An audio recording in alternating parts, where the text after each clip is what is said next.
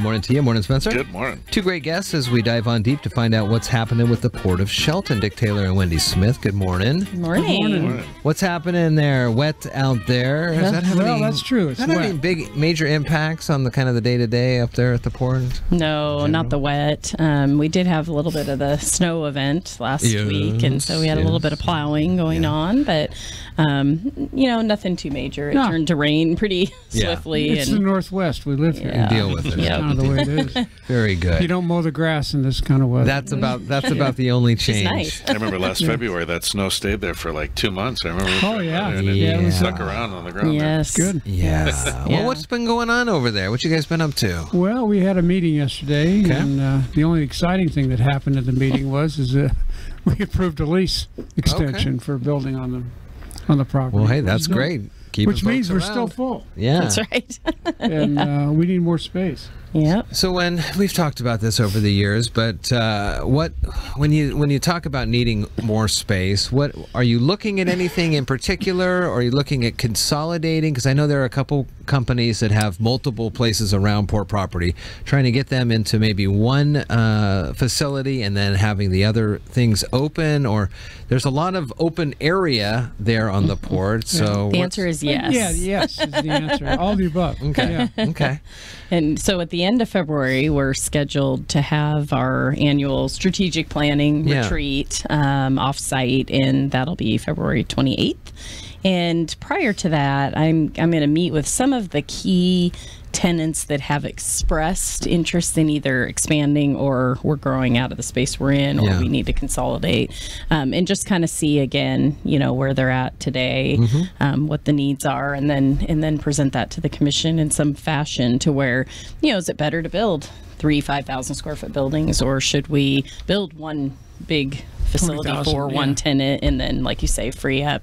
The tough part is, like with some of the tenant consolidation, they may not let any of those buildings go. I mean, that's how rapidly they're expanding. Growing, and so that just it's always a question. And what we don't want to do is build a bunch of buildings and have them sit empty either. So it's just always kind of this balance. But we've been here for quite a few years now trying to figure this out. And I think we're ready to do, the sale of the marina was kind of a big hurdle to get through. We're through it.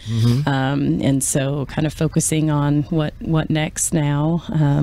When it comes to these types of opportunities, like you mentioned, do you build it, or do the business owners have an opportunity to build something new, or is there ever conversations where there's a bit of a share on the cost, and then you work it out in the lease for a payback, and it's all available? You got all the ansers. Yes, why the answer again is yes. Come out to work and for actually, just one thing to promote, especially our property at Sanderson Field is in the opportunity zone. Yeah, and so that's federal opportunity for investors to get huge incentives to do just that.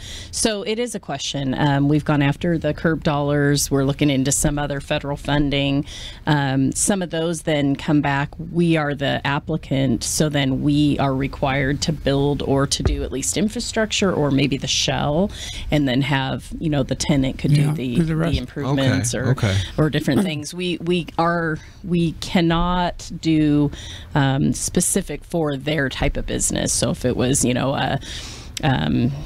something that process their we were just talking with Drew McEwen this morning, and we talked about cannabis and that industry. So you wouldn't be able to add in all the security features, unless it was systems. Exactly. They do unless all it's that. something specific, or grow lights.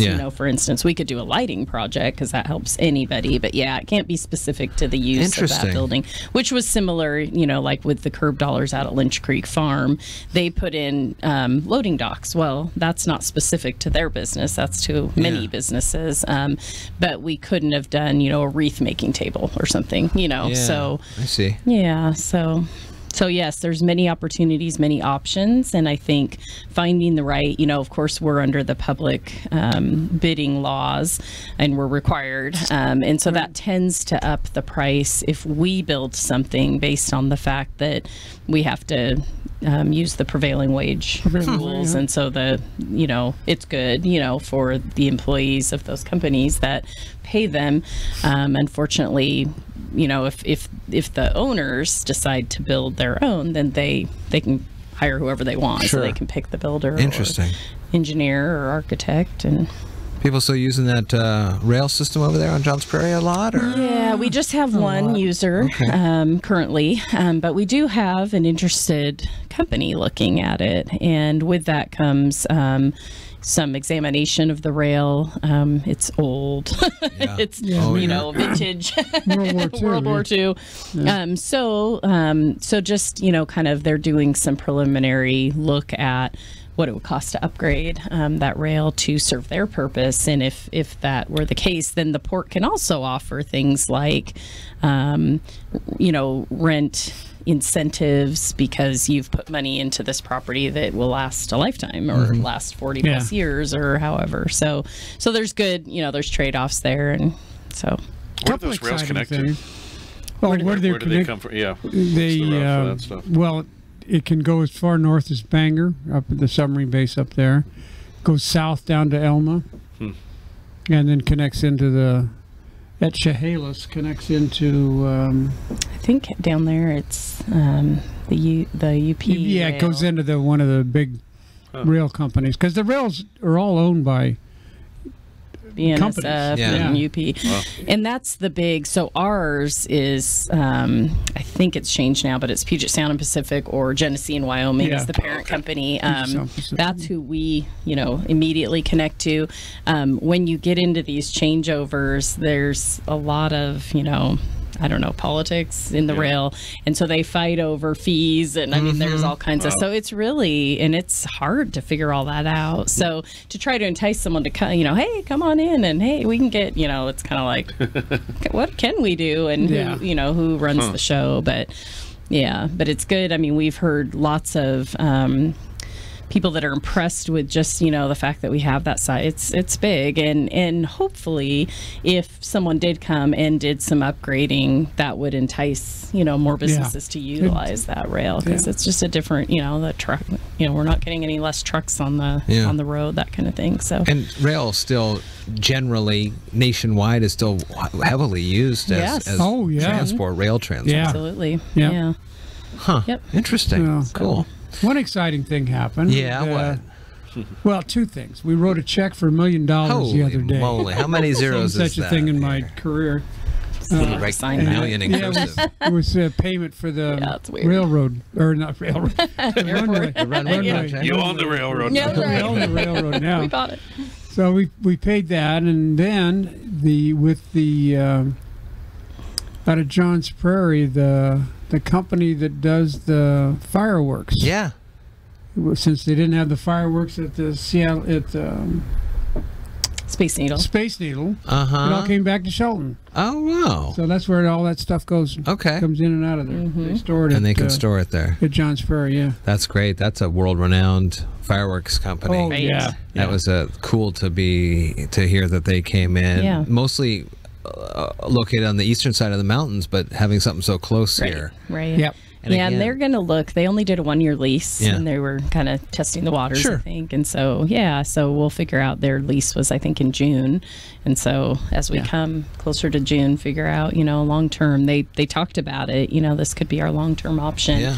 I'm guessing that it's not easy to find, expanse of property that you can actually store these items. Of course, I've talked to Chief McKern, and he's not super excited about it. They're kind of nervous about it, but they're regulated heavily, and so One of the things, there's always the need for those types of shows up in Seattle. They have when the Mariners are playing. And they do those too. They do that. If they win, then they get fireworks. That's right. If they lose, they get fireworks. Everybody gets fireworks. Everybody comes home happy on those, I guess. Seafair and just the other events like motocross and stuff at CenturyLink. So the need is there for sure, and to have it, essentially flat to get to there, as opposed to having to go over the mountains and stuff. Right, Much longer. And it's closer to the venues that they're going to use it. That's right. Well, especially because I think we talked last time about they can't bring that level of fireworks in the city until the day of. So to have to cross a mountain pass or 6 hours You got to away really think about that when you start your logistics. Cool.